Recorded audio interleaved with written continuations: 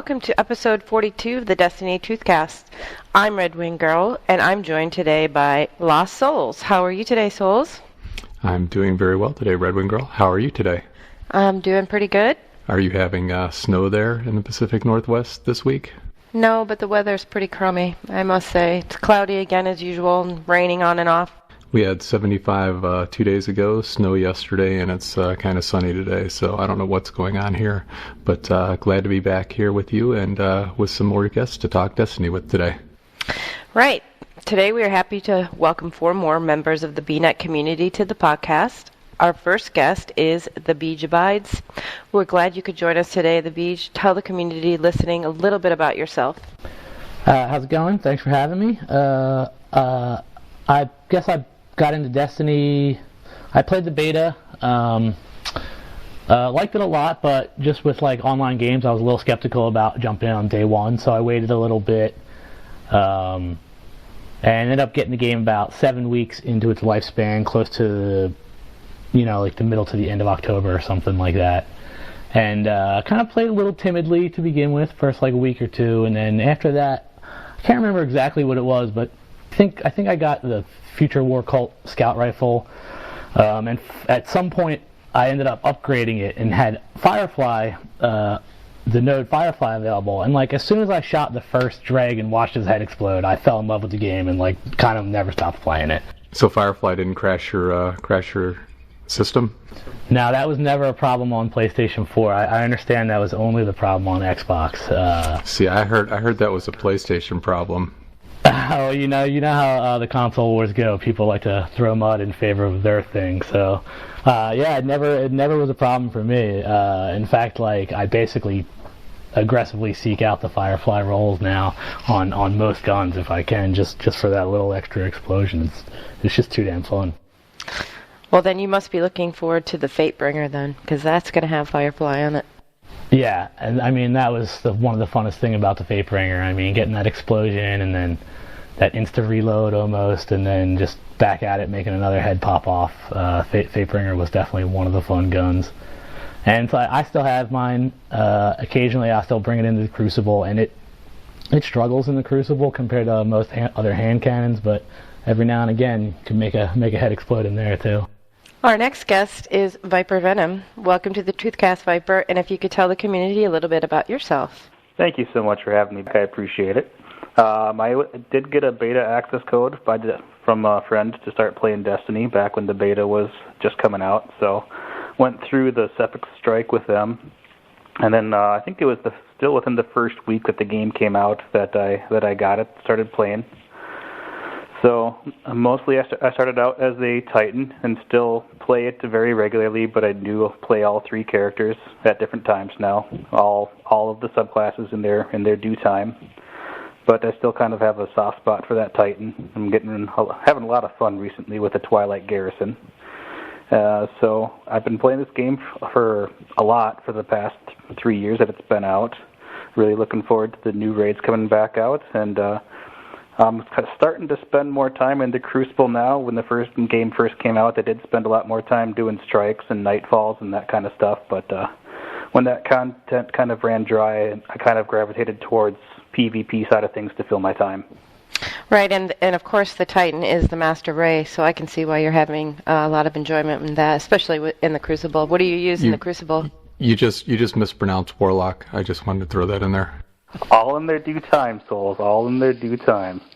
Yeah, but with the last couple patches that have come out with regards to RedWingGirl and what I'm using in there, I feel like the last 2 patches have been the very most balanced that we've had for primary gun usage, specifically talking about just the primary weapons. And so I actually rotate a lot through my primary weapons, and there have been a few of them that I've pulled back out of the vault and have had a lot of fun with, namely the Hake pulse rifles. Even going to use the steel medulla from the Wrath of the Machine raid. That thing has been working pretty well for me. Yeah, I really like the steel medulla. That's my actual number 1 go-to weapon in PvE. But I have used it in PvP, but I think PvE is one of the best weapons to use. Especially for DPS and those bosses when you get those multiple streaks lining up on them, so it works. Next, we are joined by Renegade Devil. How are you today, Renegade? And please let the community know a little bit about you. First off, thank you for having me on today. Y'all contacted me a couple weeks back asking, and unfortunately I was kind of off of Destiny for a while, so unfortunately I didn't get it.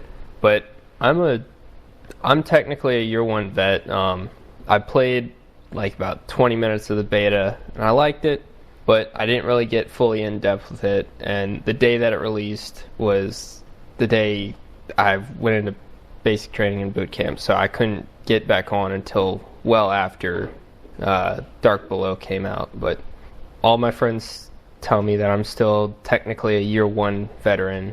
I'm a hunter main. I love PvP. After the story and content has kind of run dry, PvP is the one thing that stays fresh all the time.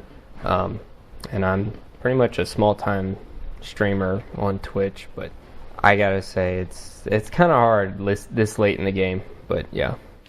What's kind of hard? Just starting up a Twitch channel. I mean, getting the followers, really. If you're not that good at PvP or not advertising, being like caring for trials, your fan base is slow to take off.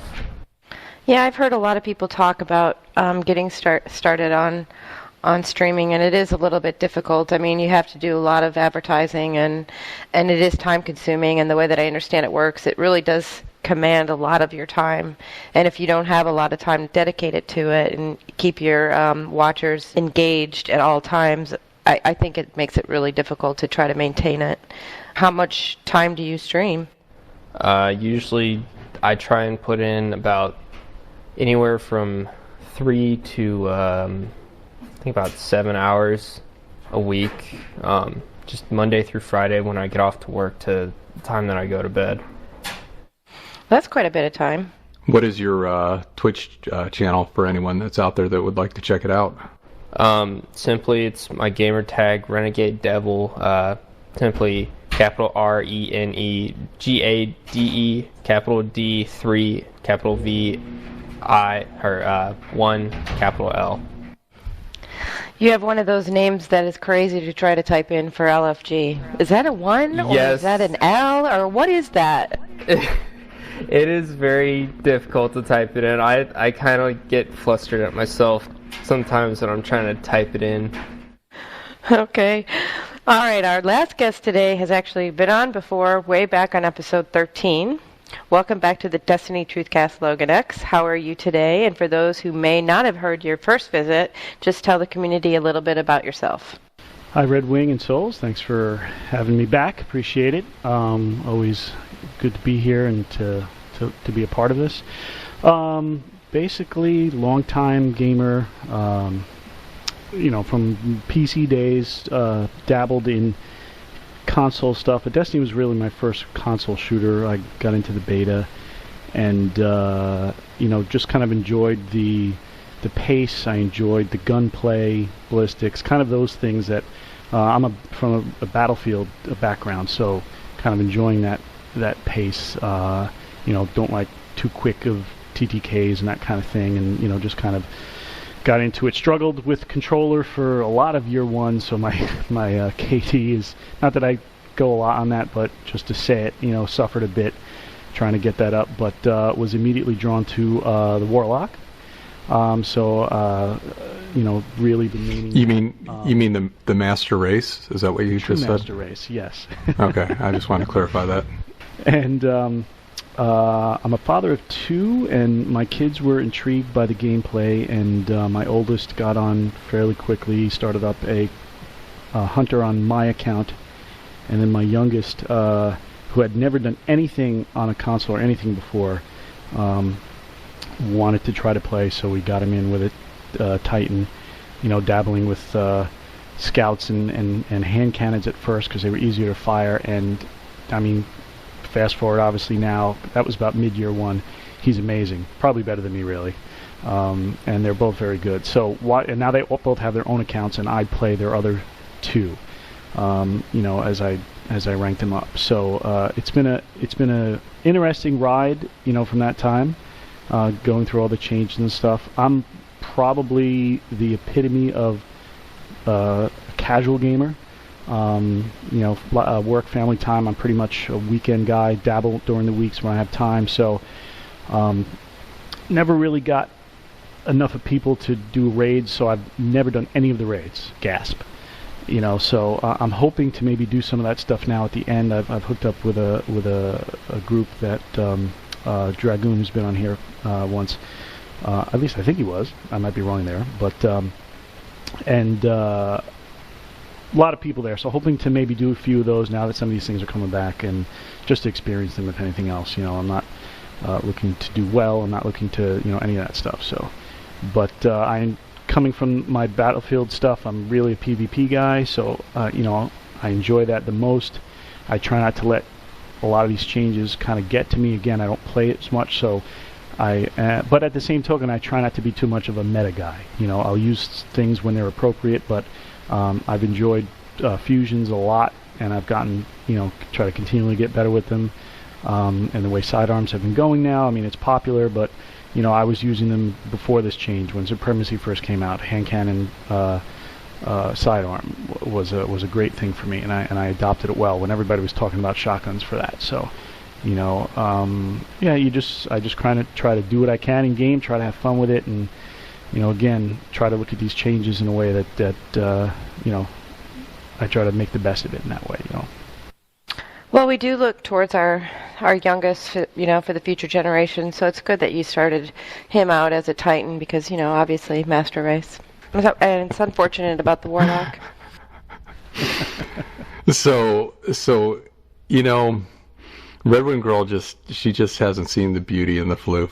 She's enamored with the Titan and that skating, but there's that true beauty in the floof that really just has to be experienced to be appreciated, right, Logan?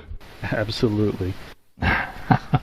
Well, you make an easy target. As you're floating around in the air, we'll just take you out. Honestly, being the only hunter main here, I'm gonna have to argue, but there's just the beauty and the utter lethality and sleekness in hunters. I'm sorry. I mean, I basically am a hunter main. I probably have 4 times as much play on my hunter than I do have on any other characters. But I've started a new account, and I don't have a hunter on that account. I have a Titan and a Warlock, and the Titan, I just love shoulder charge Titan. It is just Helm of Inmost Light, and shoulder charge Titan is just so much fun. It's the only thing that's a little bit better than it is double trip mine Titan or double trip mine Hunter. Okay, so we've had our first reveal stream this past week. So what did you guys think about it? And before we get started, obviously the announcement was no more vault space. So that's it. Got to have the room. Whatever you have now is all you're going to get, even for the new armor that's going to be coming out with the raids. So what does everyone think of the stream this time? I mean, it was a nice start. I hate how they trickle out the information in these 3-part streams or whatever it is. It just seems like they should just get on with it and tell us everything. But nice to know we're going to be able to do all of the raids on like an equal level and have all that gear and have it all back in play. What about the vault space? What do you think about that announcement? Was that something that you were looking forward to getting, or not really affected by it? I wasn't even really expecting it, to be honest. It seemed like if they were going to do it, they would have already done it by now. Yeah. For me, I go through my vault probably once, twice every month just to go through the loot that I've gained and see if I really need it or not. But I know for some people like me who are year 1, day 1 beta testers, I mean, vault space and that armor you get from raids is memories, and I got a lot of memories myself. My Word of Crota, I recently just got that thing back because it's the hand cannon that got me into hand cannons, and I'll never get rid of it. Why would you choose that over a Fatebringer? Because I never could get the Fatebringer. I had the Word of Crota before I had Fatebringer, so I know what you mean. Eventually, though, Fatebringer replaced it. I hear where you're coming from with that. I mean, those Void primaries really helped out when you had those exotic quests where you had to get your Void kills. So, which Thorn I never got in year 1, which really upset me. But I got it in year 3 rather quickly, so it makes up for it. So what did you guys think about how the format is going to be? It's going to be another book that we're going to all have to fill out, and the way that I understand it is basically you just have to pick your page. You know, you don't have to complete every single page, but you have to complete at least a percentage of the pages in order to get the final prize or reward. And I understand, I think all of it is just going to be emblems. I don't believe that we're not going to really get anything else past that unless someone has more information than I do. Logan, have you had an opportunity to watch the stream at all, or are you looking forward to doing any of the challenge book, or what? So I didn't get to see a lot of the stream this week. It was just kind of a crazy work week, and then, you know, I figured listening to the chat in the forums and hearing all the feedback kind of gave me what I needed. But I guess, you know, in that respect, I think, you know, when I say I think, it's more like I hope Bungie is really looking, you know, at this and looking at us and saying we kind of just want to give them, you know, a final thing to do, B, bring some things back that, you know, a lot of people have been asking for, even if it's, you know, even if it's changed, if certain weapons aren't going to be the same. I mean, you know, I'm hoping they understand, you know, a lot of that. And, you know, with the previous announcement about, you know, carryovers, I could definitely understand, you know, a reluctance to, like, what does this mean, right? That's been sort of the common thread in the forums, you know, why should anybody do this? And you know, I can only hope in their meeting rooms that they can sort of see that's going to be the reaction, and they're just giving us something to do. And I think that the fact that it's emblems and not, you know, weaponry or armor is kind of sort of a weird, maybe almost backhanded way to say this is really all this is giving you, you know. But we're giving you this last final thing with these bonus things to do. So, you know, I don't know if I'm just an eternal optimist, but I'm just trying to see it in that way and not try to, you know, sort of downplay it like that. But, I mean, I'm looking forward to it. And again, some of these the older raids, just to experience it, just to go through it for me, because like I said, I just didn't have a lot of time and didn't have a lot of real online friends playing, and you know, didn't want to go the sort of what's the word, you know, LFG sort of route, random route. But yeah, I mean, you know, I'm trying to stay positive about it. Vault space, because I never did a lot of the raids, I didn't have a lot of this gear to kind of deal with or worry about. My biggest accomplishment in that sort of way is Thorn Year 1. My son and I worked on that together, and he helped me. So, you know, from that standpoint, it didn't affect me that way, but obviously definitely can understand, you know, people's feelings about it. Let me ask you this.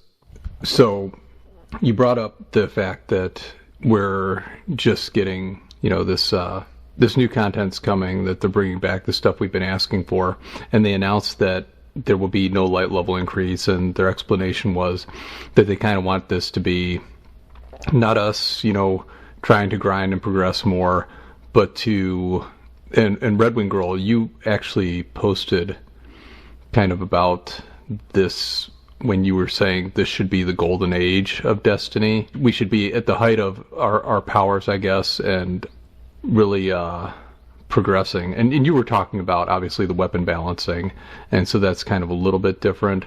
But overall, I think that's kind of what they were going for with this, and their reasoning that, you know, we've all capped out, and so we're these level 400 players that are there already, the players that are yet to hit 400. They said it's going to be very generous with the drops for players to get there. And so let me ask you this, Logan. One thing we've discussed a lot recently with the weapons and the constant balancing and shifting metas and whatnot, and something we discussed in the last episode actually, is the players' love for weapons in this game and how players get attached, and it's hard to leave stuff behind. And so one thing that I've kind of always felt, and looking at Destiny 2, I know personally I'd rather have more things to shoot and more things to experience with a weapon I love than to constantly chase a new weapon to replace something. And it kind of feels like, to me, this is kind of what that is. We've settled in, we've found weapons hopefully that we love and feel good to use, and now we have other avenues to go with the updated raids and whatnot to go and use these things. So just your kind of take on that aspect of it. So I think, and again, I go back to just my experience and things, right? The reset isn't a surprise to me in terms of why. I'm in technology, in IT and development, so I kind of look at things at a I try to look at things at a different angle and kind of understand why. Almost in a devil's advocate kind of way, but more of a looking at things from a higher level and saying why these decisions are made. I think the game is a loot grinder. Are they changing that formula for D2? I mean, probably not, right? I mean, if you're talking about the same game, I mean, they're going to maybe expand on things, but there's going to be new weapons and new things to use. And from just again, my personal thing, and I get that's why you're asking, is while there's attachments to the things that we enjoy using, there's going to be, will those things, even if they were carried over, they would be I can't think of the word, but not outdated, but there would be something to replace that. Would they be left behind? Would we be able to update them?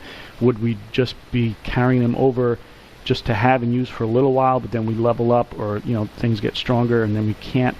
Those are kind of variables that we don't even know, even if they wanted to do it that way. But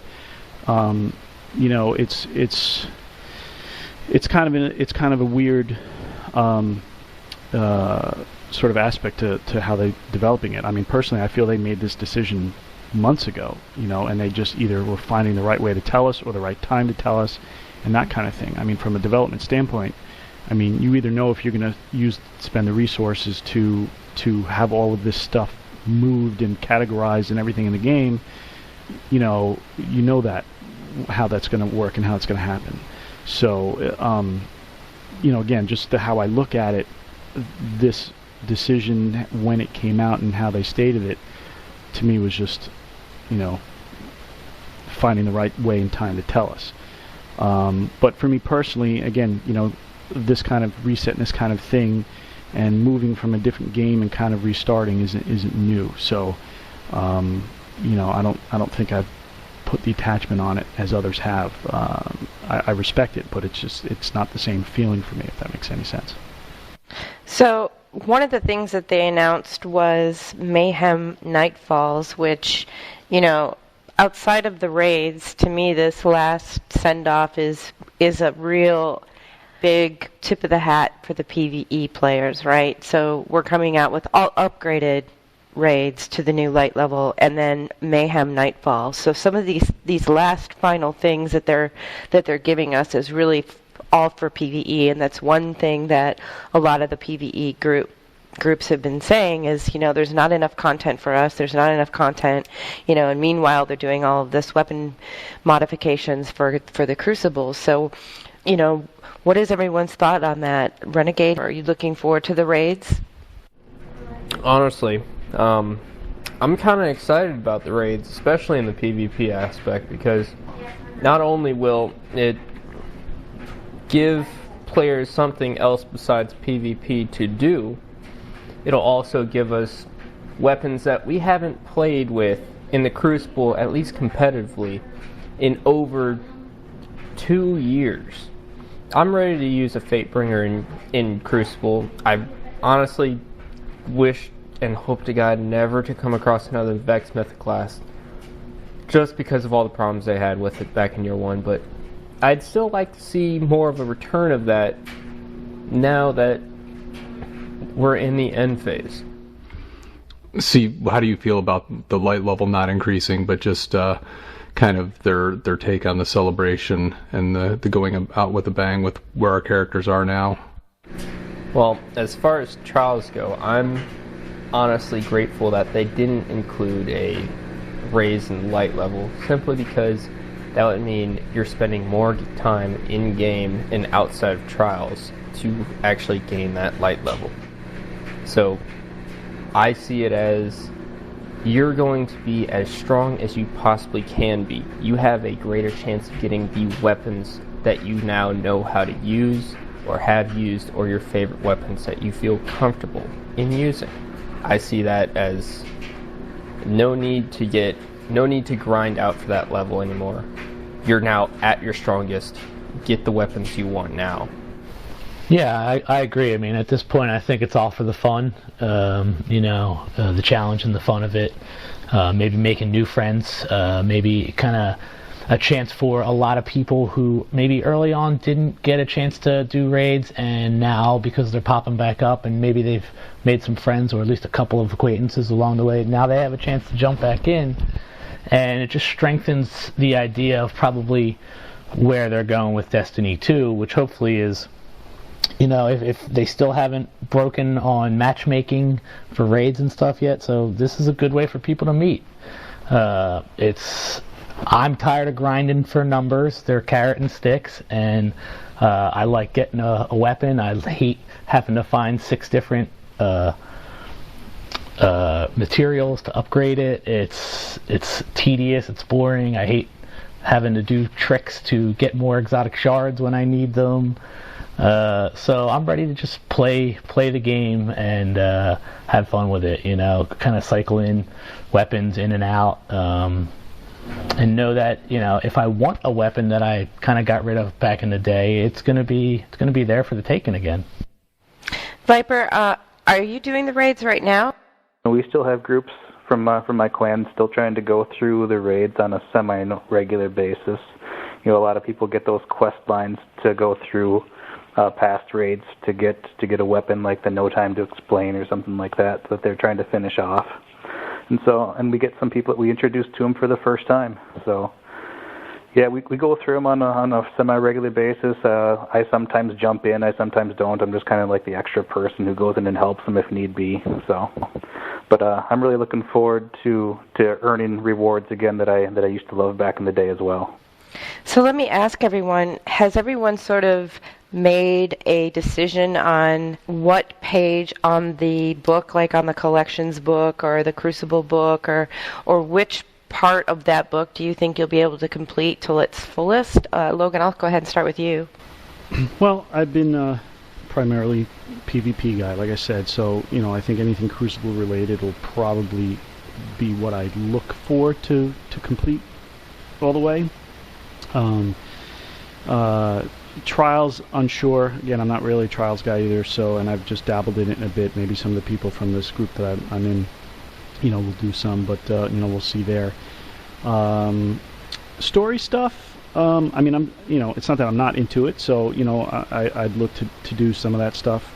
But I think probably the quickest stuff for me will be PvP related, or at least regular Crucible related. And I don't know if are they having an ID page or anything related to that, or. So each page has sort of its own thing, like there'll be sort of a strike page, there'll be a Crucible page, there'll be, sort of a collection page like the calcified fragments and the SEBA fragments and things of that sort.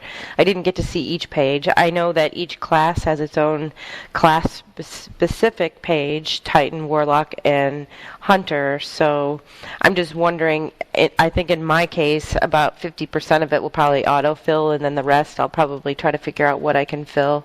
What about you, The Beej? What are you going to try to focus on in completing the book?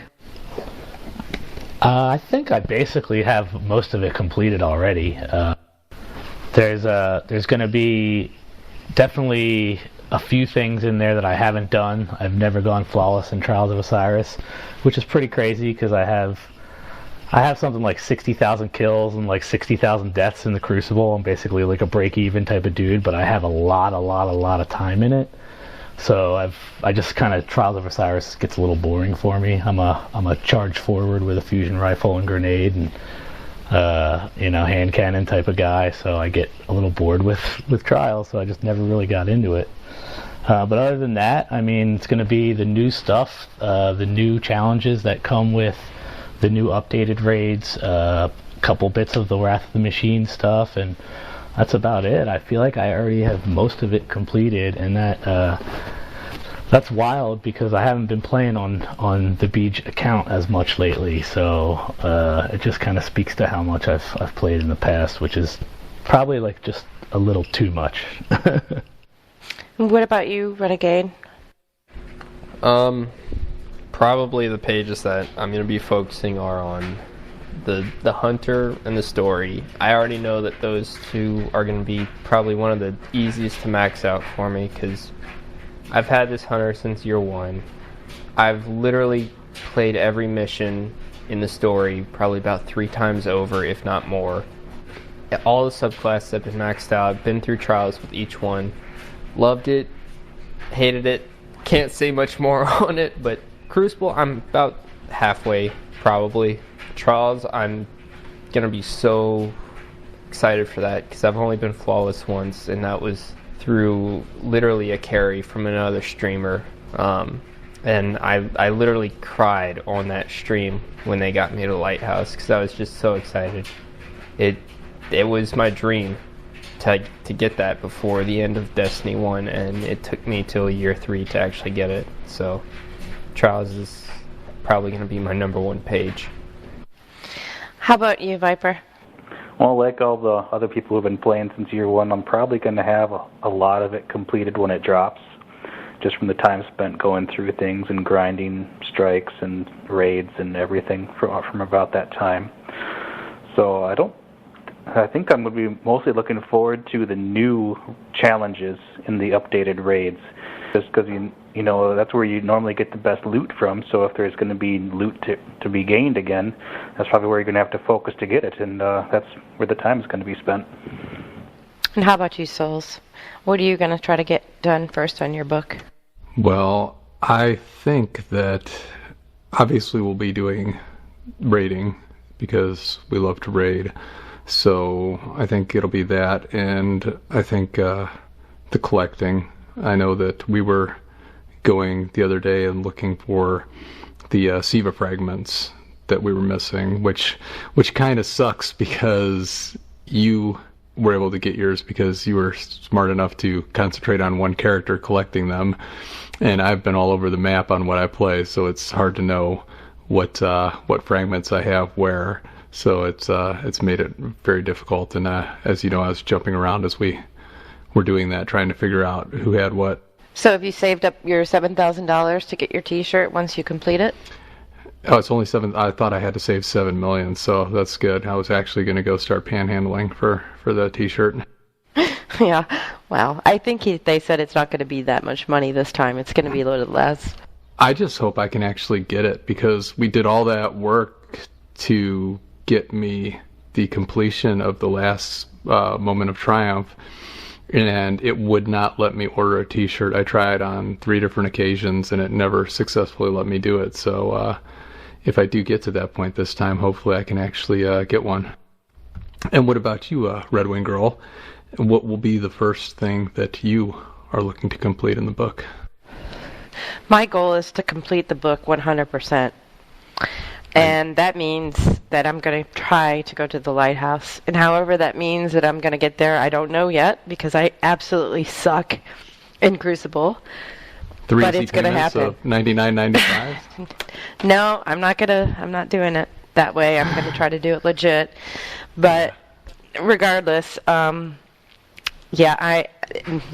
sort of that way where I have to complete the entire book. So for me, the goal will be to complete the entire book. I expect nothing less, and I am pretty sure that you will have it done sooner than later. I want to ask you specifically about the collections page and the Wanderer page. The collections being the ships, the sparrows, the shaders, the emblems. The Wanderer page being the SIVA fragments, calcified fragments, things like that. because you are obviously a collector. We've spoken about this on episodes many times. And so as a collector, is this something that, I know you had the disappointment with the things that you've spent time searching for, not going forward, and the announcement that things aren't going to carry to D2. How has this announcement kind of made you look at things? Is this something that you like that they did as a collector? How does it make you view the last 6 months of this game? Well, it is what it is, right? The game is coming to an end. What I really, really would like Bungie to do after this is all over is I really would like for them to have a kiosk of every single weapon set that they've ever introduced into the game, whether that be legacy engrams or kiosk or something. I mean, like all of it, like the treasures, the Sterling treasures, the Radiant treasures, all of the Halloween stuff, all of the raid stuff, everything. Because, when the game ends, some people will move on to D2, and they're approaching this as they're hoping that the veterans in the game already will come across, despite some of our reservations and our frustration of not being able to carry over D1 stuff into D2. So I hope that they just sort of kind of just say, okay, here's all of the content that you could possibly get in the game, so that we're able to actually go get it and do with it as we want to, for those of us that still would like to still play within Destiny. And of course, it's not going to be that way in the beginning. There's going to be a lot of people that are going to devote all of their time to D2, but for some of us that may want to go back and try to get some of the last bit of stuff that we didn't get before, it would be really nice if we could just get everything, like afterwards. But I don't know if they'll do that. I can't. If Destiny 2 is as robust as they kind of like seem to be acting like it's going to be, I can't imagine having the time or the desire to come back and fiddle around in Destiny 1. I'm ready to move on. I've seen it all, and I'm going to be happy to step away and find just anything kind of new. Like, I don't care if they blow the tower up. I don't care if the Traveler explodes. I don't care if the whole situation changes. I'm ready for anything new. Well, right. I mean, of course, we're all looking forward to the new content and the new story, and some of us will just wonder what the hell happened to the Queen. All of those questions that will remain unanswered, I guess, because it's going to be a different ball game. But I still would like for them to just open it up and just say, okay, here is everything. And, if you want to go back in, it will be there, because they've stated that they're going to support Destiny, the first Destiny, for a long time. So I would assume at that point that they would want to at least keep people, interested in it. Right. Right, but when they say support, do they mean anything other than they're going to leave the servers on? Because I feel like what we're experiencing now will basically be the last update to Destiny. I don't think we're going to get more balancing acts with this game. Maybe one more, maybe a tweak here and there. But I kind of feel like this is it. I feel like this is our Destiny 1, and if that's painful for a lot of people, I'm sorry, but I think this might be it.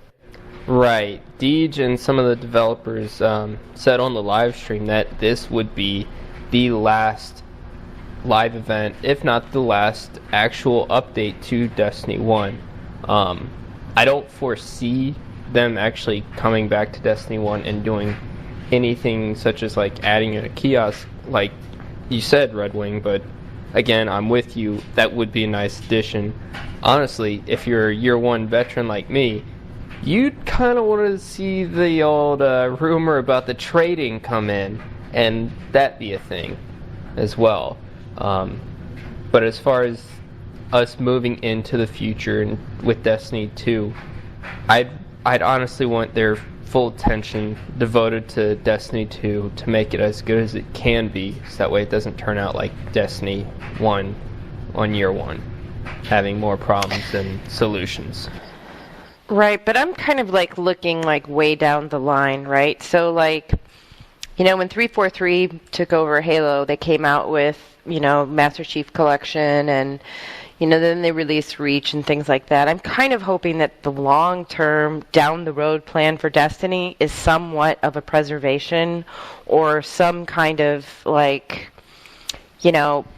full, complete Destiny package that if we wanted to, we could go back in and play some of this stuff. My concern with the online games are that, once the switch is off, the disc is meaningless. You can't go in and play the game anymore. They become archaic. Oh, yeah. Destiny 1 will be there. I don't think it's going to be super soon for that. I think you could have 5 more years probably that they'll leave the game on. And by then, we might be on a different console or off of consoles altogether. So we might not even really be kind of looking back too much at Destiny 1. Hopefully by then, Destiny 3 is out.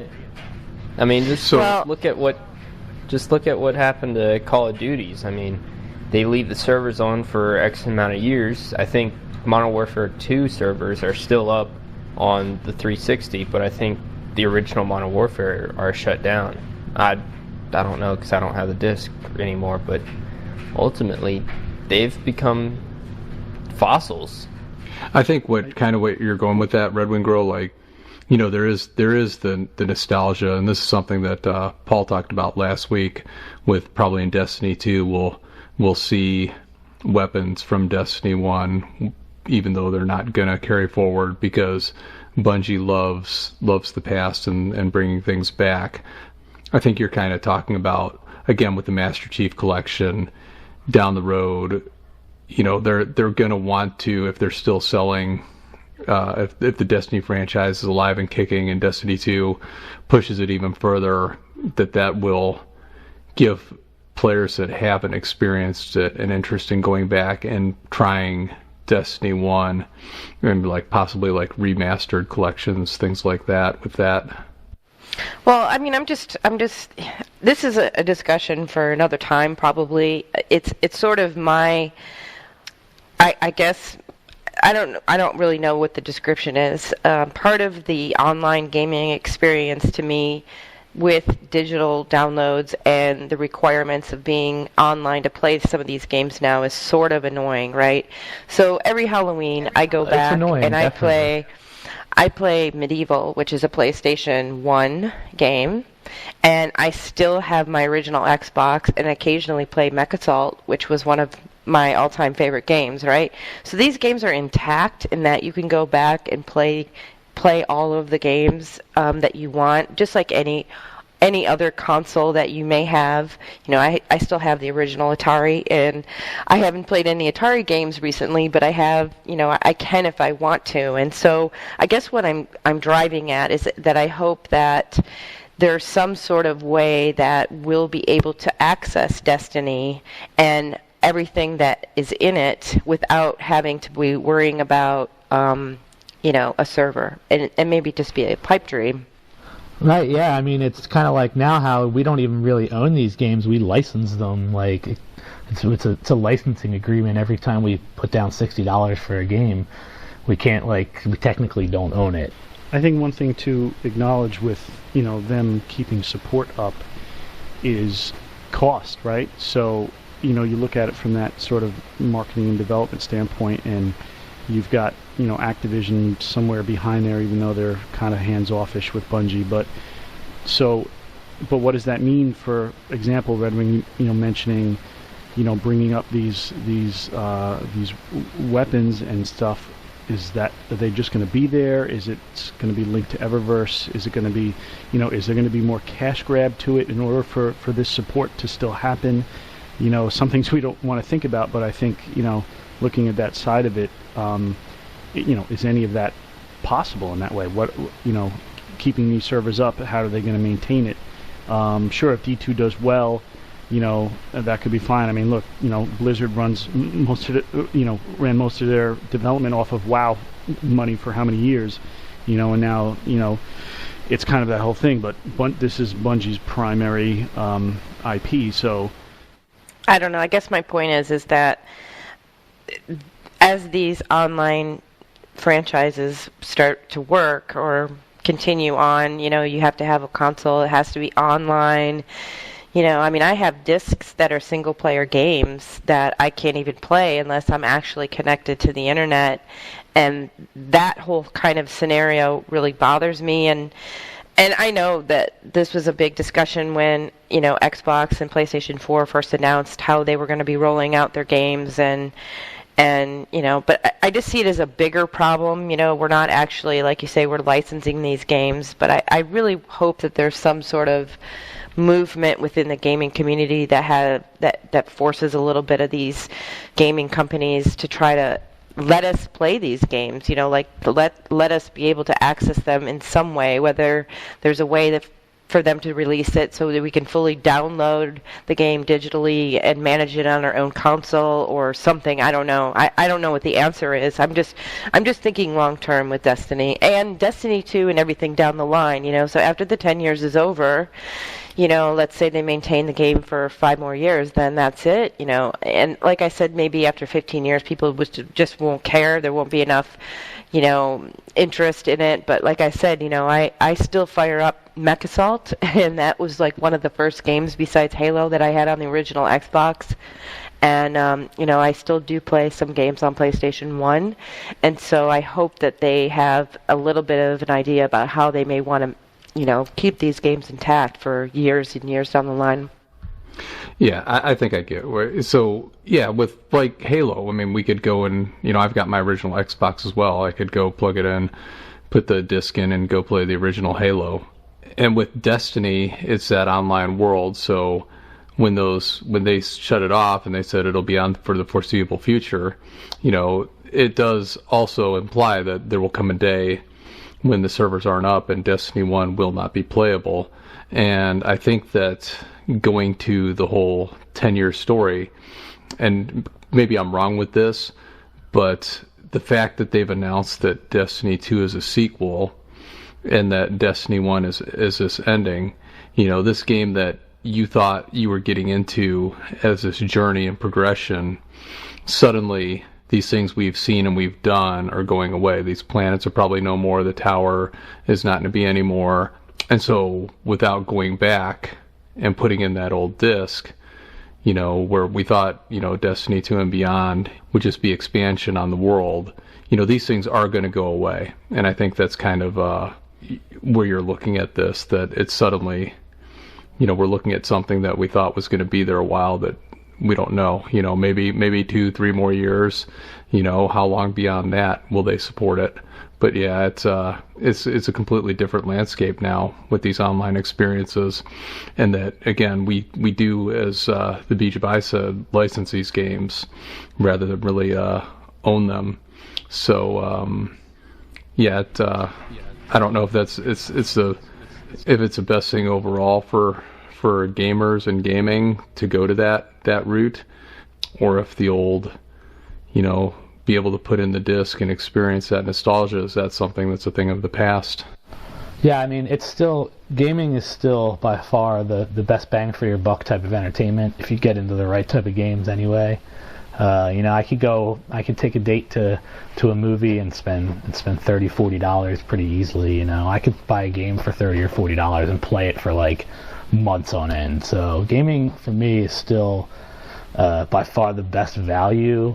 And I feel like the way the trend of how they've been building like half of games and selling them to you for $60 is, I don't think that's going away. I think that's kind of here to stay. I think that's the thing now, because they spend so much money developing a game that I think that this is just the only way AAA games are going to get made anymore. They're going to kind of either jack the price up or sell you half a game for $60 off the start. That's a good point. Definitely in terms of development costs and what we're getting on the, right from the get-go.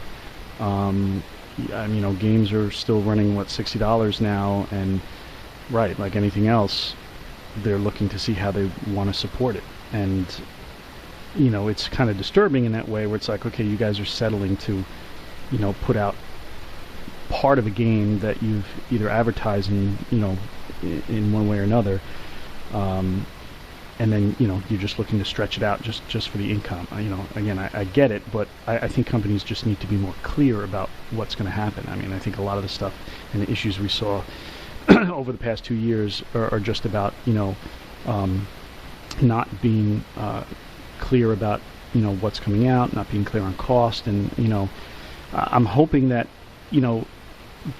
being that everyone's online and everybody's connected and everybody can give feedback, that slowly companies are realizing that they need to be just more transparent about development and about stuff.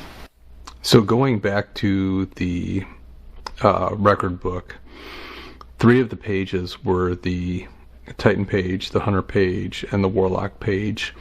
So I'm curious if everyone has all 3 classes, or if some of you roll doubles of a single class, or even 3 of the same, because it was announced that even if you have you must have the classes currently. If you've played them and deleted them, it will not count. I can't stand the Warlock at all. I'm sorry. Just the lack of mobility in itself in PvP, and really in some like PvE a sexy blimp events. Yes, like a sexy blimp. Doing it wrong, then. I don't know if I'm doing it wrong, or if it's just the overall just lack of numbers for the mobility. But I tried it back in year 1, and I probably held on to it for a good 3 months. And then I started another one back up in right after Taken King fell, and I had to delete it. So I just run two Hunters and a Titan, and that's who I am. So you're just not in a breakout another Warlock to get that completion? Probably not. What about you, Viper? I think I've had all 3 characters since year 1, when I realized that it was beneficial to do the Nightfall 3 times per week, to do the raids 3 times per week, and just share the weapons between characters. So I've never deleted a character. I've just kept on been going with them. So those pages will be just filled in right away for me. What do you have all 3, Logan? Yeah, as mentioned, the other 2 classes were my kids at first on my account, and when they've got their own, I just kind of continued using them, leveling them up. You're gonna laugh, but just because my OCDs sort of has me do my character, my oldest, and then my youngest. My Titan Defender, the Defender subclass is still not upgraded all the way, so I may need to work on that. Oh my God! Because he wow, and then jumped on his own account, and then I kind of left the other classes for a while and still focused on the Warlock. So it wasn't until maybe beginning of year 2 that I even started to focus on building up the other 2. So yeah, so kind of a weird story there. Now we know why. That's like when I run through a bubble on a strike, and I'm just like, it's an armor bubble for real, or it's a nothing bubble. It's not even an armor bubble.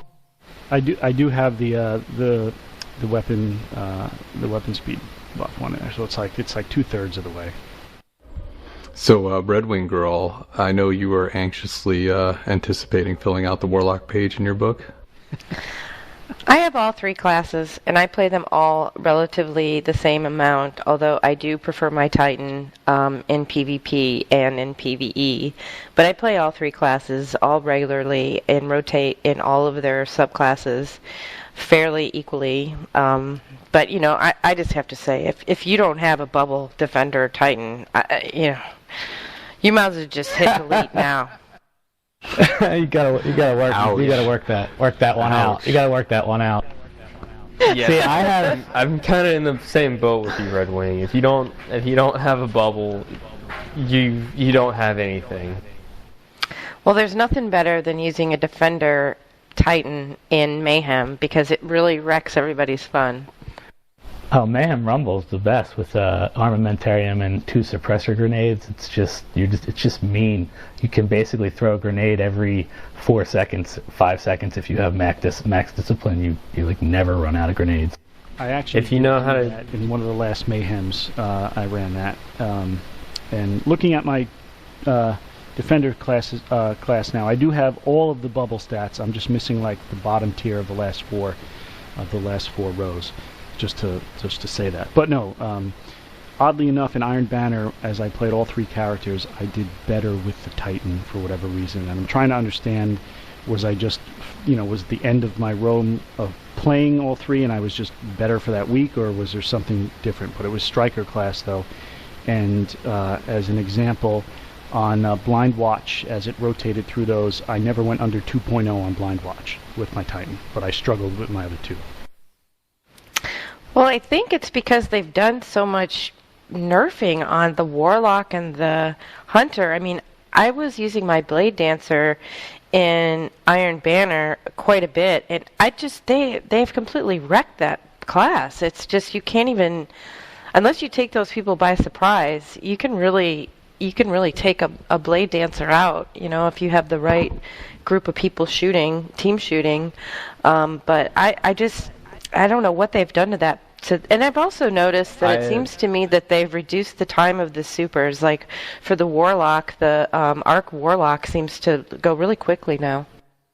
Right, I agree with you there.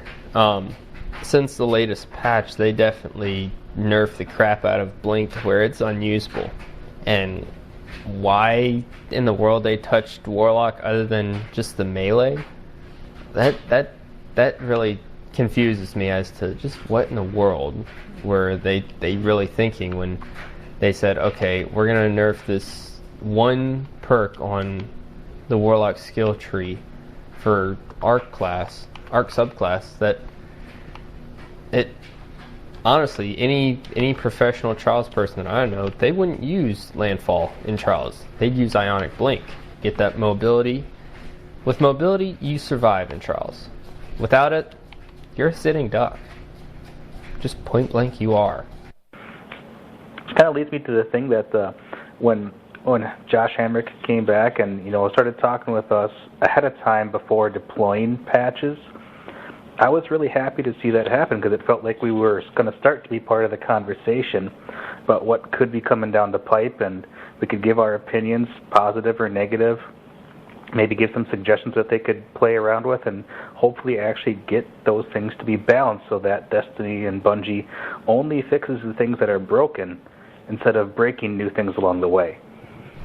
Right. And I feel like when they nerfed Blink here, it was kind of the signal to be like, hey guys, Blink's not really going to be a thing in Destiny 2, so kind of really get it out of your system now. You're not going to be using it next time around. So I feel like that's what a lot of these changes are kind of signaling. And aside from the fact that sidearms are a little too prevalent in like some of the more highly contested PvP, like primary gunplay feels pretty decent right now. Like there's like a gun out there, everybody can find a primary gun that can put in a little bit of work. But if you don't like using sidearms, or if you're not super mobile with them, you can get chewed up pretty fast. So it feels like if they just keep sidearms the way they are, then the Crucible's a problem. If they fix sidearms or fix the special ammo thing, primaries feel pretty good right now. I will agree that primaries are definitely more prevalent in Crucible. Mostly pre-patch, I saw nothing but shotguns. Matador, Party Crusher. That's literally just about 85% of what I saw. I'm seeing every kind of hand cannon that you can possibly think of come out now. Like even the Devil You Don't. That's one you don't see nearly half as much as any of the rest. I think they're all working right now. Ill Will, I've been banged a few times by it. I mean, I'm seeing every hand cannon out there. It's pretty cool. Let me ask this of everyone now. For those that aren't just using the sidearms because you've got the ammo, have you found that even with the 60-second respawns on the ammo crates now, and it being able to find it more often, that it's just kind of like, do you really feel like sitting there and camping it or going over and getting to it? It's just easier to keep a primary out, because that's kind of where I'm at with it. If I'm using a fusion rifle, I'll have that ammo at the beginning. I'll do well with it, and then I just say the hell with it. And I don't really feel like chasing crates the rest of the game, so I've just been sticking with the primary. Either that or switch. Depends on the flow of the match for sure. It depends on what people are countering with and how it's going. If special ammo is going to level the playing field, I might camp it out for a little bit. But I feel like in 6v6s, it's not an issue. It's there often enough. It's not, you don't have it the whole game, but it's there often enough that you can still make some plays with it. I'm honestly right there with you, Souls. If I pull out my my secondary and I'm able to get ahead in the game, I'll just say, okay, fine. One death, I'm just going to stick to my primary for the rest of the match. But if I just get shut down instantly, I'll try and camp it a little bit. Well, here's the other thing with the way they've done it, where you lose it on death. The other thing I've found, and I don't know if you feel the same way or not, Renegade, is that it's so frustrating to, when you do, you play a fusion rifle and you have a nice good streak and you say, okay, I'm going to go get ammo, and then you go to get an ammo crate. If you get killed picking it up or immediately after, it's just gone. It's all for nothing. Yes, I will admit that is a infuriating thing. That's something that, if I'm having a bad day and that happens to me twice in a row, I'll be tempted to throw my controller. I really will. But I haven't thrown any controllers. Yeah, but yeah. No, I don't throw any controllers. But like Heavy, if you've gotten it, you've taken it away from them for another 30 seconds too. Glass Heavy. Yeah, that's a good way of looking at it, and that's the way I run around the map too. Sometimes I pick it just to pick it. Right. Oh, absolutely, yeah. Being Trials person, it's gotten me in the mentality of, if I can get special, whether or not I die with it or not, that means the enemy cannot have special. So for me, the way specials kind of worked, it's kind of a give and take, but ultimately it's really neutral and in the entire play of it. So one of the things that they were talking about for the raids are going to be some new challenge modes, some of which they said Vault of Glass is going to be their hardest challenge mode ever created. Has anyone thought about what those challenge modes could be? They said they're going to pretty much stay true to the existing raids. So has anyone thought about what those challenges would be, and are you looking forward to them? I think do we see a supplicant at the Templar in the live stream? I don't know, but I feel like that's the type of stuff that's going to go down. You're going to see, suicide harpies running at you in places that you don't usually see them, and I think the Gorgon maze is going to have some gnarly twist in it that's going to piss everybody off, and I just feel like there's going to be. It's like, what are they going to do to Crotas? Are they going to put the maximum amount of Gorgons you can kill are 3. So one of the things that they had showed was that you had to kill all the Gorgons. I'm not really sure how that's possible. I just saw a video somebody posted, and I can't remember who it was. It might have been that dude Esoteric. He's posting stuff all the time on the forums. But he showed how they were able to survive the Gorgon's gaze by being in an armor of light bubble while blocking with a sword. And then after that, they could walk up to the Gorgons and push them around the map, and push all the Gorgons into the middle, into like a pool, tether them, bust hammers, and everybody just racked on them with swords. And they only had 3 of them for this. Now, of course, this is like, they were doing it on normal mode, so the light's going to be a little bit different. But they were able to wreck every single Gorgon in the maze. They were able to, and then after they got all them, I think they had to run around and find you should. I highly suggest watching the video, because it's probably one of the most awesome things I've ever seen done in Destiny. That's really cool. And not only that, but when we first got Vault of Glass, we didn't have the 3rd subclass. We didn't have Tether. We didn't have Night Stalker for the Hunter. So now we can definitely tether Gorgons and cause double damage with every shot. So If you've done the Crota raid at all since the new subclasses have come out, it feels like those subclasses were made for that raid. That's like how cut up Destiny feels, because it feels like you should be using electric hands, you should be using Stormcaller through the abyss, just wrecking every thrall, and it feels like you should be using hammers in there, and throughout the entire, like, you can see, like, to me, I kind of like tried to like re-engineer the game that way and be like, where did they cut this from, and why was this supposed to be like, this would have made more sense here. And it really feels that way with the old raids and the new subclasses. Right, I'm right there with you, because just the amount of ads on Crota, you can tether right in the middle of the map, right off the bat, right as you get into totems, tether on that first one. You can spawn up to probably 10 orbs of light if it'll let you, and that gets your entire team their super and then some. So and they said you're not going to be able to stand on the wall anymore at Crota. So that's what everybody did. They would shoot Gallahorn to bring Crota down, and it sounds like you're not going to be able to do that anymore. And I'm happy about that, because I always felt that was the lamest way to do that encounter. Yeah, it definitely, with all the exploits in Crota, it definitely felt like Crota's End was less of a raid and more of a strike, because you could literally do it in like 15 minutes. I mean, I still solo it now. It's like you can solo it in like 30 minutes with dying a couple of times. Like it's not a difficult thing at all. You just kind of have to know exactly when things happen, and it's pretty easy. Yeah, I'm honestly looking forward to fixing the bridge. Being able to cheese the bridge and actually have it in as intended with the actual relay race. Right. That would be the one thing that if they fix that, you wouldn't be able to solo it anymore. Yeah, that's what would make it go from feeling like a strike to an actual raid again.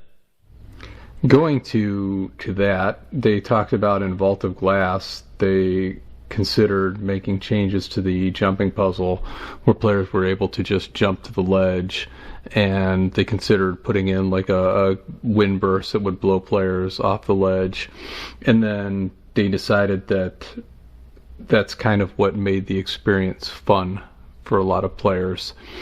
And so it's an interesting dichotomy there that, on the one hand, we're talking about not being able to cheese Crota with the ledge or cheese the bridge, but the jumping puzzle, that's fun, going over there and the notch boss knocking players off or whatever.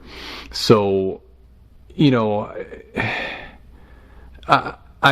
just find that interesting that on the one hand, we're making a change. On the other hand, it's fun, we're leaving it in. And, it's something else where you look at Strikes and the things they've done with putting in with the year 2 versions of stuff, the turret guns or the traps on the floor that, at least in my opinion, did not make things more fun. I do not think anything about a trap on the floor that you have to sit there and shoot the ground made the game more enjoyable. So just start with you, ViperVenom, just your take on that aspect of Bungie and how they've approached things. I know that a lot of the guys that I have in my clan don't play Destiny anymore, and especially since Vault of Glass was the first raid available when they played, they stopped playing Destiny because they hate jumping puzzles with a passion. They wondered why they were playing Super Mario while playing a first-person shooter, and they just really haven't come back to the game and explored the new content. So I appreciate the fact that they're trying to focus on the things that make the raid enjoyable for people, encountering enemies and choosing different strategies to go through bosses and go through sections of the raid versus, the in-between sections where it's just kind of a monotonous jump here, jump there kind of a thing. But we'll see how it all plays out once the content drops. What about you, Logan? You guys are speaking complete Greek to me right now. That's all I'm going to say. I don't know. I don't have the experience in the raids to know, the mechanics and stuff. Well, to put it a different way, just the changes from year 1 to year 2 in Strikes. If you're looking at, say, Sepix Prime Year 1 versus Year 2, where, you know, they add the turret guns or the traps. They get rid of places that, you know, put stuff in places that players would congregate at in maps like, I'm going to blank on the Hellmouth boss's name. What's his name?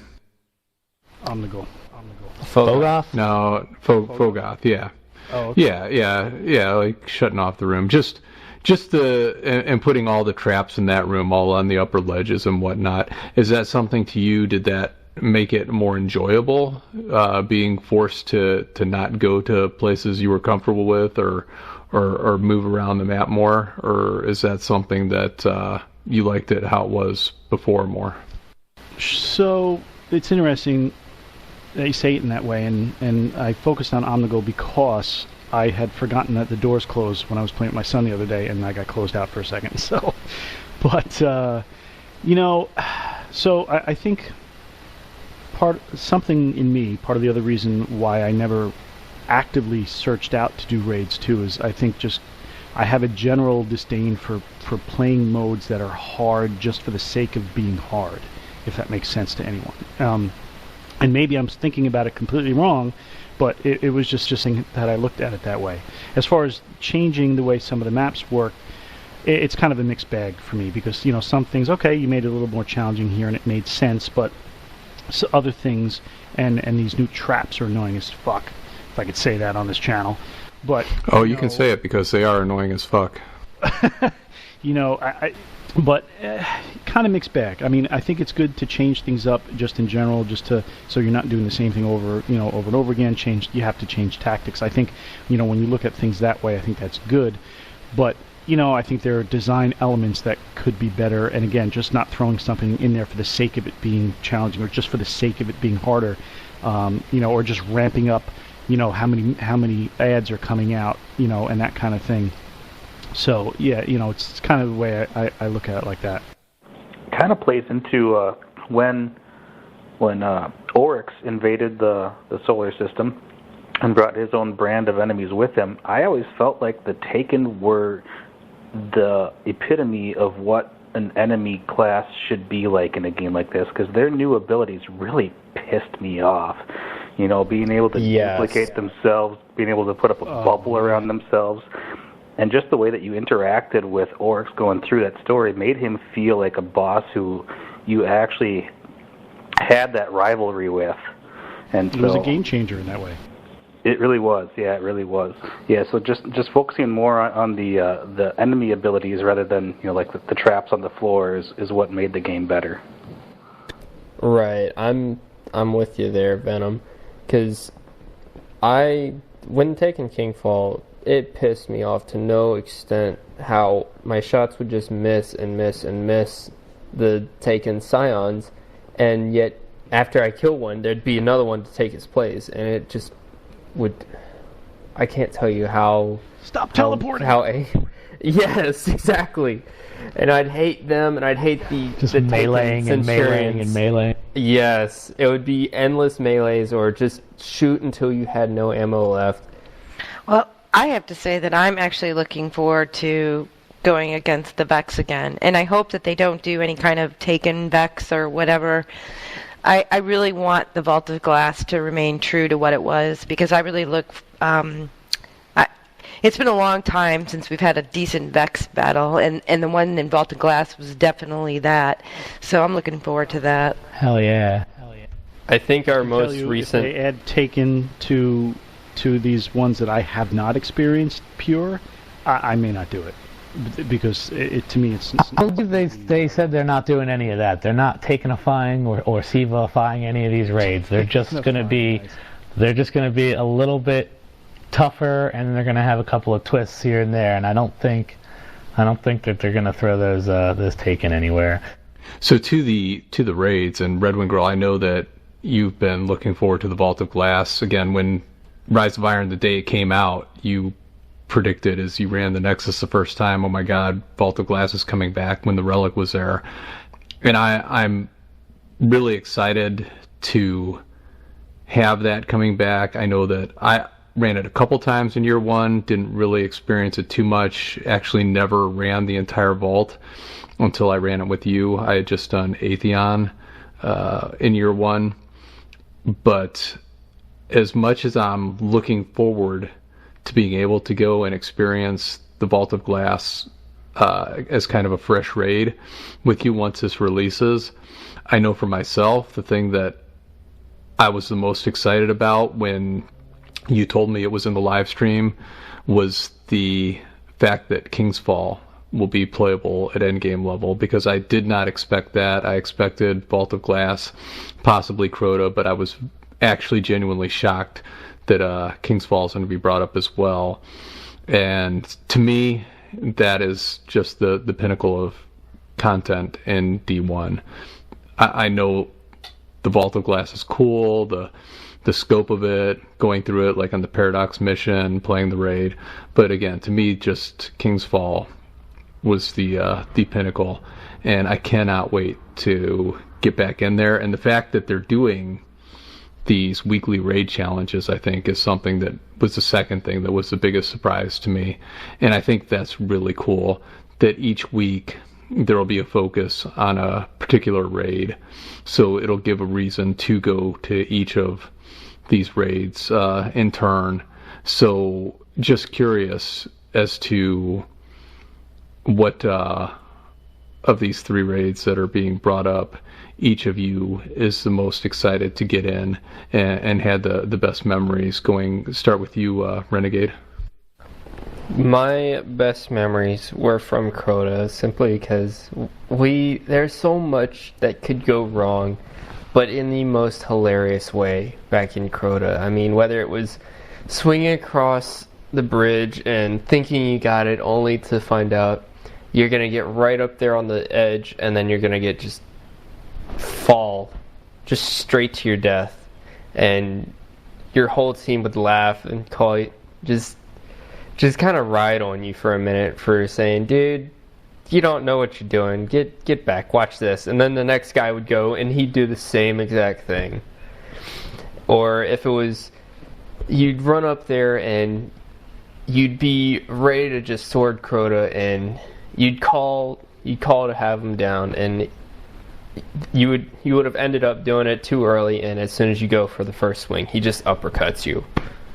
I mean, there's so many puns and so much laughter that can go on Crota, back in Crota, that it really made a lot of good memories with a lot of great friends. And what about you, Viper? You know, my journey through Destiny started a little bit slower than most. I think I actually finished Crota before I finished Vault of Glass, just because of the way that I went through the game with my friends. We didn't have 6 people back then, so we didn't do much of the raid to begin with. And by the time Crota came out is when we kind of started getting people to trickle in and be able to run those on a regular basis. So we definitely did Crota more at the time. I still think Vault of Glass is the best raid that they put together, but I'm going to have to agree that there were so many situations where it was just fun on Crota. And I guess the best memory from that raid is when a friend and me both got our first Galahorn in the same run right after beating the Death Singer. And I actually didn't even realize it at the time. He was super excited and going through one of those YouTube moments where he's just screaming about getting the Galahorn for the first time, and then I didn't even realize that I had it until he got back to orbit. That's really awesome. Yeah, I never got a Galahorn from a raid. I got 3 in year 1, but all mine were from the Nightfalls. So, what about you, Beej? What raid are you looking forward to the most? Yeah, well, like Viper, I cut my teeth in Crota. I'd been into the Vault of Glass before I'd finished Crota raid, but I'd never really got a chance to finish the Vault of Glass. And then by that time, Crota was out, and by the time I was like up to light level, that's the raid we were doing. So I happened to be the hunter of the group. So I was the guy who had to go up there with the sword and make it happen, and just have all the wrong things happen all the time. So I'm pretty excited for Crota, but because I know it so well, like I'm definitely more excited for Vault of Glass. I've done that, a lot less times than Crota, but it's just been that one's been more interesting across the board because, just the problems that we had and how we had to like learn it after everybody else did was kind of funny. We had the advantage of like a lot of information about it, but I think, and also just because of the weapons from the vault, I still have my Praetorian foil and my Fatebringer, but why not get the other ones in my hand again? That would be fun. You brought up using the sword on Crota, and that actually is something that I do look forward to. If RedWingGirl thinks that this noob can handle taking the sword at Crota. Hey, don't feel bad. I've never successfully sworded Crota either, so I'm right there with you, Soul. What about you, RedWingGirl? I know that you love the Vault of Glass, but you are really a true raider, and is it the Vault of Glass that you're looking forward to the most, or Crota, or King's Fall, or what is it you're looking forward to the most of playing of what's coming back? Well, unlike all of our guests, I thought Crota in the very beginning was a nightmare, primarily because of the ammo shortage. And so, we didn't have we didn't cheese it in the beginning. We did it legit. Yeah, we did the glitch after it was evident that we were going to get the heavy ammo, but it was quite challenging trying to get through the raid in the beginning because we didn't cheese any of it. We went through it legitimately, and so it was pretty tough once you got to Crota. Shoot the Oversoul. I just never really want to say that again. So I'm really looking forward to the Vault of Glass. It is by far the most coolest environment. It's just, it's wide open. There's just so many different areas that you have to cover to get through it. And, just going to those little secret areas and finding certain things and knowing like the back way to get around certain things and knowing when to go for the Gorgons and just the whole experience for me. The Vault of Glass has always been my favorite, and I really look forward to doing this really hard challenge that I've heard that they're coming out with, and I just hope I'm able to do it. Is a really hard challenge going to be spend 6 months trying to find the elusive 7th chest? Well, they said that even those that took this over, that were doing it for us all, didn't know where all the chests were, and that there's only a few select people that know where all the chests are. So I wonder if there are more, if they will reveal them, or if maybe there'll be some sort of challenge around it. But I doubt it. I think they've created some sort of challenge. Wouldn't it be cool, though, if there was another chest added in somewhere for players to find this go-round? People have gone through that raid extensively looking for it. So, go ahead, RedWingGirl. I was just going to say that I hope after the Oracles that the chest will still give us Spirit Bloom. Yeah, absolutely. That reference is lost on me because I was not a Vault of Glass raider. You're not. Yeah, you weren't supposed to. The superstition of you're not supposed to open that chest after you do the oracles. The one that you go through the hole in the wall and then you go past the little chest. Everybody would say you're not supposed to open it because it ruins your chance of getting an exotic at the Gorgon's chest. So that was a big thing, and if anybody opened it, everybody would yell at this person and tell them they ruined it for everybody. Now nobody's gonna get an exotic, nobody's getting a Galahorn. It was funny. Yeah, I remember. And also untrue. What about you, Logan? As someone that isn't a raider, the potential of these raids coming back, from what you've seen and heard about them, is there one in particular you're looking forward to trying the most? That's a good question. I mean, listening to this conversation and saying, kind of like, can't wait to see that, and what does this mean, and the hell's a Gorgon, and that kind of stuff. I don't know. I guess I guess I kind of want to experience them like in oh my god, in order. I think Vault of Glass seems to be something I'm leaning towards for that experience.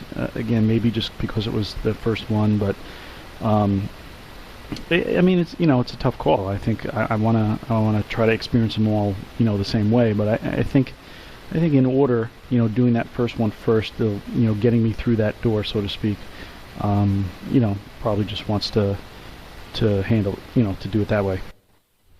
Well, I do hope that you can find a group to get in there and that you can experience all of the raids, because again, it's something that I didn't really do in vanilla Destiny. I know that a lot of us, yourself included, were posting a lot about the matchmaking options in the game, because there is this content that if you're a solo player, it's so difficult and so daunting to try to get in and run. And again, when RedWingGirl and I started playing together and I got to get in and experience these raids, it completely changed the whole experience of playing Destiny, getting to see this content and go and run a Vault of Glass from the beginning, or Crota, and all the time we spend in King's Fall. And it's really, really incredible, the things that they put into that aspect of the game. So I really do hope that you can get in there and you can experience it as well. Yeah, I'm looking forward to it. Again, yeah, content that I haven't seen and done, and just to be a part of it. And again, I look back as to the reasons why I didn't or couldn't, and okay, that's I'm okay with that. It's not like I'm upset at myself for not being able to. But I think, yeah, with this stuff coming on, with the lingering end of D1, yeah, I should experience it, if anything else. Yeah, and quick note to Bungie, to D2, I hope that you're definitely exploring different ways to allow the player base to group up to experience this content as well, because again, it is such extraordinary content, and it's really something that's truly a game changer. So I hope in D2 that there are more avenues to experience it. So one other thing I want to get to before our favorite moments is just overall with the book, and year the end of year 3 being the celebration of our abilities, the rewards from the book. We've got the different emblems to show if we were, a year 1 player, or we're a trials player, or whatnot. And so it's not really gear rewards. And then at the end, it's got the t-shirt. So the first thing I would ask is what everyone thinks about just that as the overall reward and culmination of the Age of Triumph. I'll go ahead and start this one, but as far as the book goes itself, I'm one of those people that I go through it and I try and get it done, but I don't really put much emphasis on it. It's just kind of there for me to do if I want to. I'm much more looking forward to the gear and the weapons coming back from the raids, and gosh, I'm crossing my fingers, hoping for those elemental primaries again, that those come back, because if they do, that will be the reward enough for me for an expansion or a content drop like this. For me, it'll be seeing what they can do with these ornaments that are coming out. I'm not gonna say for like all of them, because we've kind of seen like what would be a preview with the Vault of Glass, and I gotta say for the Hunter, at least, that is an epic looking ornament. That's probably one of the best, if not the best so far, even better than Trials ornaments. But I'm really interested in what they can do with that Crota ornament, just to see what kind of level of awesomeness they can take it to. I mean, the books for me have always been kind of like, a lazy attempt by Bungie to kind of make it seem like there's more to do in the game. So, I would be playing it anyway, I guess. So it doesn't really bother me that they're there. But I've been on record, like on the forums, and I've kind of stuck my neck out about this a couple of different times, and took a few choppings got my neck chopped off a couple of times, but I really don't like the fact that there's a t-shirt that you have to pay for connected to this reward at the end of it. I think it's a little scummy and a little misleading that they do that they kind of like pitch this t-shirt to you as a reward, but then you have to pay for it. It's a T for teen game, which means there's 10-year-olds playing it. Obviously teens older than that, but there's younger people playing the game. I just kind of think it's a little weird in a loot-based game that has like this carrot stick reward system that you would do that at the end. But hey, I mean, some people feel good about it, want the shirt, and that's fine. I just there's just something about it that I don't feel right about. And I know it's all the proceeds go to charity for the shirt and everything, which is great and fine. It just doesn't sit well with me. But otherwise, hey, it's a book. I'll fill it out. I think for me, again, whole casualness behind everything, I think it'll give me some goals and some things to just, shoot for. Like, I'll take time and I'll work specifically on a piece of the book and, and get that kind of done, like a checklist. So, it'll get me on to do those things and to see, what we get from it. I think realistically, t-shirts out of grasp, I don't think I'll have that 100%. If it happens, if I get the help for it, great. But I'm trying to set that expectation ahead of time, and just complete what feels right for me and for what I've done from my class and everything else. What about you, RedWingGirl? I know the discussion on our previous episode and the disappointment with, as a collector, things not going forward. What is your overall take on the record book and the way the rewards are laid out for it? Well, I mean, Paul Tossi said that he thinks that we'll be able to carry over the Vex. I don't know if that's possible or not, but it would be nice if one of the rewards that we get at the end of all of this is the opportunity to carry over something like that.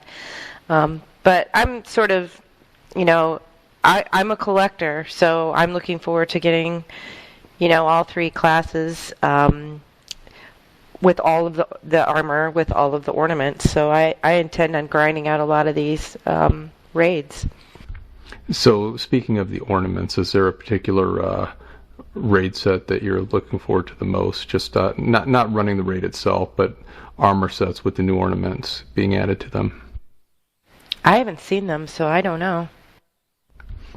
I know personally, I'm interested to see what they do with the Wrath of the Machine. If it's just going to be more Siva light coming out, if they're going to give it a true ornament in the style of others in the game. I probably won't play that raid again. I thought that was your favorite. I thought you loved the second boss in there the most. I really don't like that raid. So we're at the point of the podcast where I'd like to get everyone's favorite moments playing the last couple weeks. So start with you, ViperVenom. What's been your favorite moment playing? I don't know if it has anything to do with the Age of Triumph being announced and there's an increased player base coming back or what, but there seemed to be a number of players coming back, in which playing in PvP, and I did go back and play some trials again this weekend, which I took last weekend off. So since this is a loot-based game, I earned a reward that I got for the very first time, because me and my team had not lighthouse success, but we did have success in trials, making it to at least 7 wins a number of times. And I, for the first time, got the Winged Word Sniper. Equipped that and used it a little bit, and it felt like a very good weapon in my hand. So I guess that would be my favorite moment from this week. What about you, Renegade? For my favorite moment for this past week,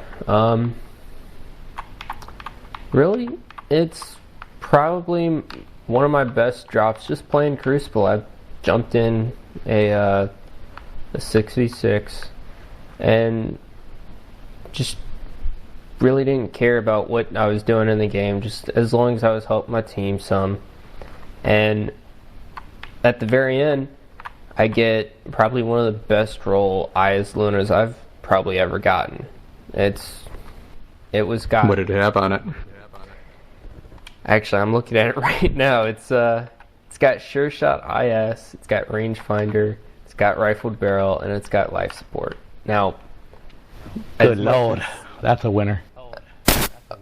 Oh man, dude, I've used it a little bit since, and it's been saving my ass left and right in skirmish and in trials.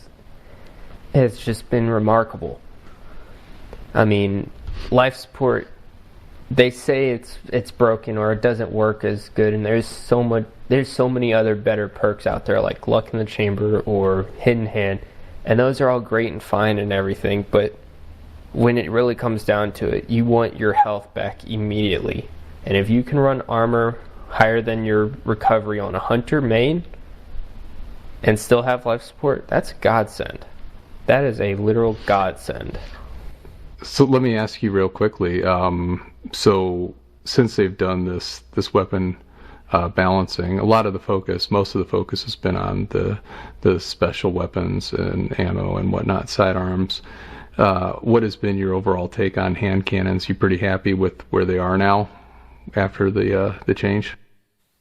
I am very happy with my ability to actually land shots now. I am so happy that they brought back year 1 accuracy on the initial shot.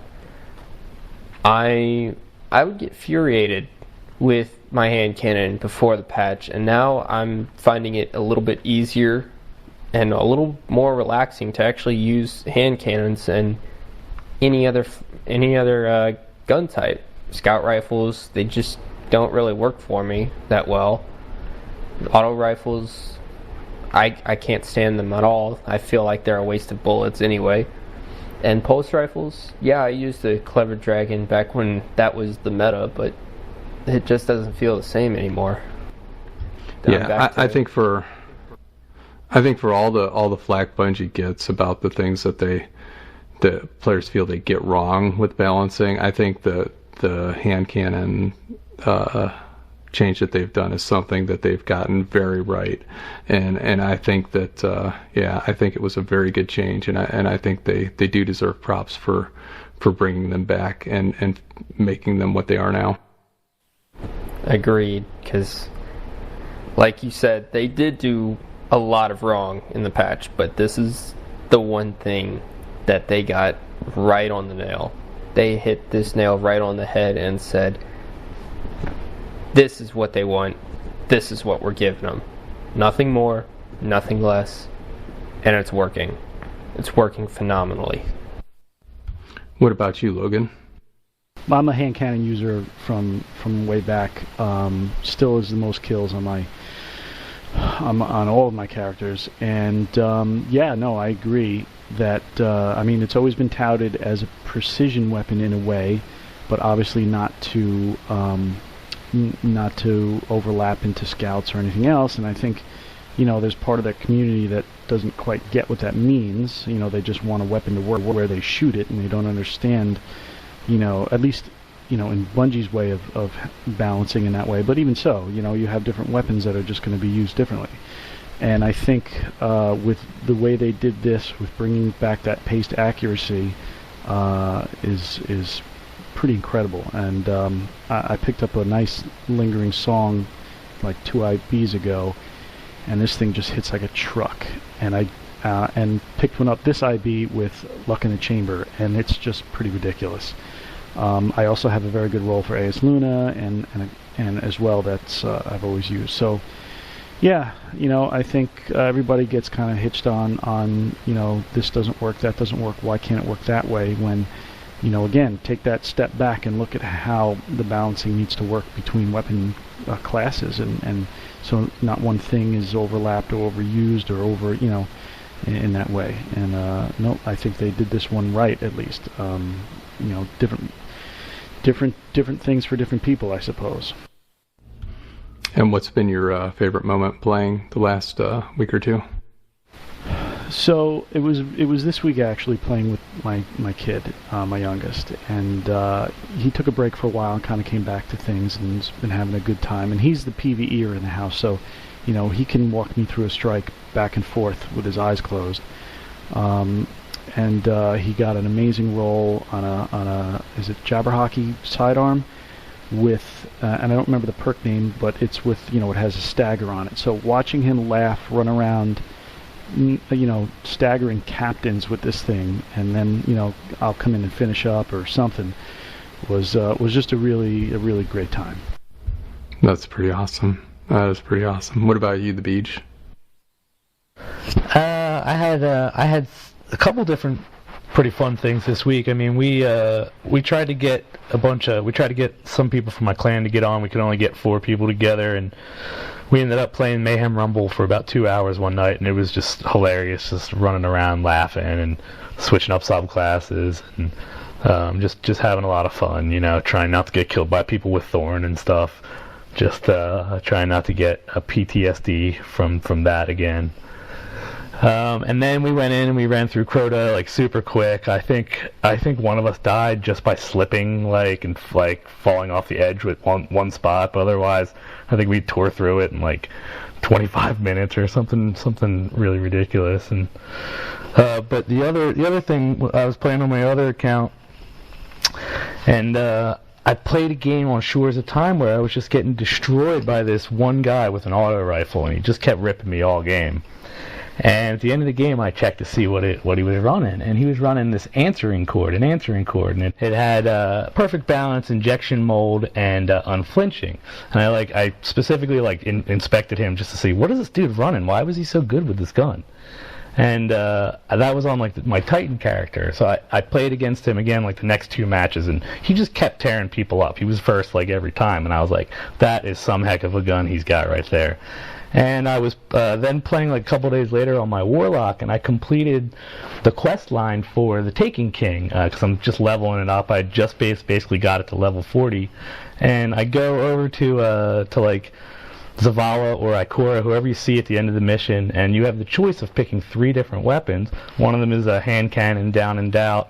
The other one is the Apple of Discord pulse rifle, and this very exact answering cord was the one that I could pick from that quest line. So I snatched it up and I upgraded it, and it's I do not use auto rifles at all, and this thing is amazing. This thing was a piece of trash when the Taken King came out.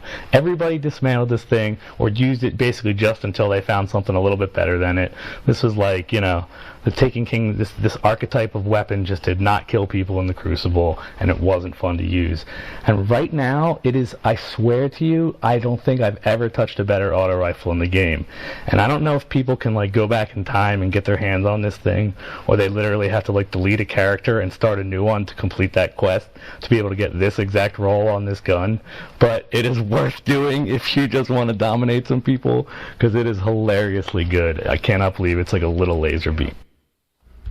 What about you, RedWingGirl? What has been your favorite moment playing the last week or two?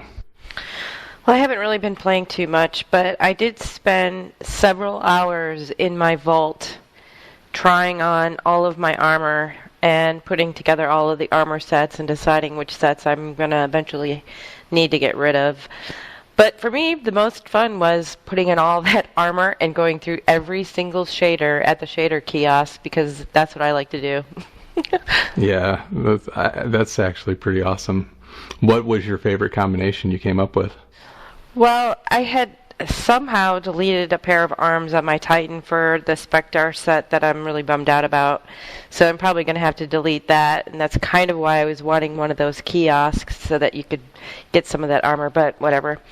I don't know. I like to rotate my armor sets, but the challenge is trying to find the high tier level on them. So for me, I'm just really trying to get through my vault and decide what I'm going to sacrifice for some of this new armor that's going to come out. Well, hopefully, whatever the armor is that comes out makes the time and the effort worth it, and hopefully you don't have to sacrifice too much. Well, I don't like the Crota's armor, and I don't like the Taken King armor, so I'm probably going to just focus mostly on the Vault of Glass. I am looking forward to that Vault Cloak hopefully coming back. Most definitely. Speaking of coming back, I have one little minor thing to add for me. And I think I'd mentioned it in the forums too, but a while ago, I accidentally deleted my Susanoo. So I was very, very happy that I was able to get that back a few months ago. Yeah, it's nice you can get all those guns now. My kids will never let me live that down, though.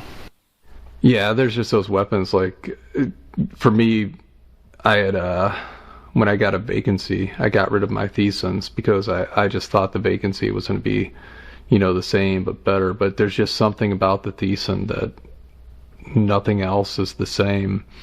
And I recently got a couple more from the gunsmith, and my favorite is the Solar. It's always been the Solar Theson, and it's just, it kind of sucks because I have it back and they've done this special ammo change where, like, if I have the ammo for it, and I honestly think, and I could be wrong, maybe it's just me, it feels to me like with this update they did a stealth buff on fusion rifles, because I'm getting kills when I have the ammo. It feels like the bolts are tighter, and maybe it's just using the Theson again, but I'm getting some kills at range, even in PvE and PvP, that were not there before. So maybe stealth buff, I don't know if they'd ever admit that, but they feel a lot better to me. I agree. Theson was my go-to for the longest time too. I got a crazy Salvin's Vigil roll with small bore and accelerated coils, so for that impact, having that little extra,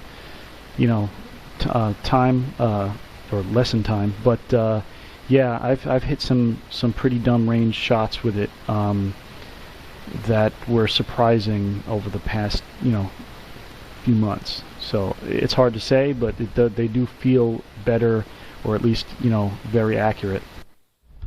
Yeah, just to me, since the patch, fusions, they feel like there was something done to them. And again, it could just be the limited use of it and having that Theson back. But yeah, it just makes me sad when I run out of ammo and I get killed at that crate trying to get it. And that's why it's just like I say, fuck it, and just run the primary. Yeah, I think, I'm still trying to, I'm not actually using the Thesan as much right now, but for some reason, I'm using the very first exotic that I ever got dropped in Destiny was Plan C, and I'm using that again right now, and I'm absolutely loving it. I'm loving the range that I'm able to whack people with. I don't usually get the Plan C perk right, which is kind of weird for me to like that gun as much as I do, but, like, it was the only gun I used for 2 months in Destiny, because it was like the only exotic I had in the beginning. So I'm like super familiar with it still, and man, I'm loving it again. But there's something about the Thesan, that just had that. It was like the premier fusion rifle of the Taken King era. I mean, Saladin's Vigil and the Vacancy are the only ones that compete with it. And that Vacancy that came from the Future of War Cult vendor was sick. It had like rangefinder and brace frame on it, so if you could get somebody, you could really knock somebody down at a long range with that one too. So my favorite moment of gaming the last week or so, I think it's my turn this week, RedWingGirl, that we haven't played a lot of Destiny this week. We've been playing a lot of 7 Days to Die, and I know this is generally a segment where we talk about our favorite moment playing the game and wrapping it up on that. But that said, as we've played this game, it's this world, and for players that haven't played it, it's kind of like Minecraft with zombies, but it's better graphics. It's not the blocky, and it's big worlds, explorable, very very alive, wildlife, hunting, whatnot, lots of exploration, different towns to go to, and just had a lot of fun being in that environment with the exploration. We've gone out on bikes around the world, and that is something that come Destiny 2, I hope that that's something that is a part of this franchise and the game. And I think more than anything in Destiny 2, that's kind of what I want the most, is that real freedom of going out into the world. I know we have these planets, that we can explore, but they're really giant, just loops, going around. Yeah. Go ahead, Renegade. I agree with you on the open worldness. I've been getting on Tom Clancy's Ghost Recon Wildlands this past week since it launched earlier this week on the 7th, and I would love to see a open world gameplay similar to that of Wildlands and GTA and 7 Days to Die. It just seems like you have limited freedom with the maps in Destiny, them being exactly what you said, a loop, and it honestly gets a little boring. It gets stale and it gets old. It really does. And to me, it just, part of it is, that everything's not about the graphics. And Destiny is a very beautiful game, and people want to have everything run at 60 frames per second or whatever, and things that they want to see. To me, it's not so much about that for me. I don't need to see vast improvements in the visuals and the pixels on the screen. I just want that living world to go out and be able to get together with hopefully more than 3 friends in a fire team and go experience that together and just pick a direction and see what's out in the world. So again, who knows? We'll find out in the next couple months what's coming, but that's been my favorite moment gaming, and something that I hope that kind of that experience transfers into Destiny at some point. And I thought that your favorite moment was gonna be different, RedWingGirl, but it was nice. It was a Destiny moment. What moment did you think it was going to be? Oh, I thought it was going to be motorcycles and a bunny. Oh, that's right. Okay. No, that wasn't going to be it. That wasn't very Destiny-like. So I would like to thank everyone for joining us today. LoganX, it was great that you were able to be back on. I know, you were here in episode 13. Thank you for joining us again today. No problem, man. Thank you for having me. Renegade Devil, ViperVenom, and TheBeejAbides. We really appreciate the 3 of you joining us here today and talking Destiny. Thank you very much. Thank you. No problem. Much appreciated for having me. You guys are awesome for doing this.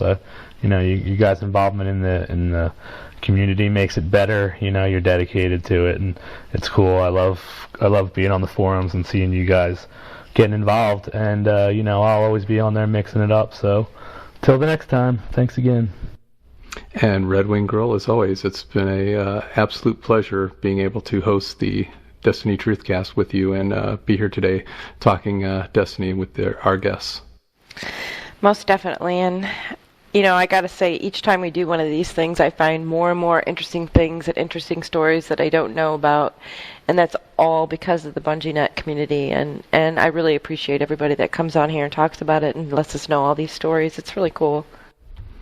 And to everyone who participates on the forums, who listens on SoundCloud and iTunes and watches on YouTube, we really appreciate all of you. And again, we love hearing the stories and your takes on these topics, and we'd love to hear your takes here on the podcast. If you'd like to come on and discuss Destiny with us, just get in touch with RedWingGirl or myself on the forums, and just let us know and come talk Destiny with us. So hope everyone has a wonderful night, and we'll see you next week. Thank you very much. Ciao, ciao, ciao. That's a wrap. Bye.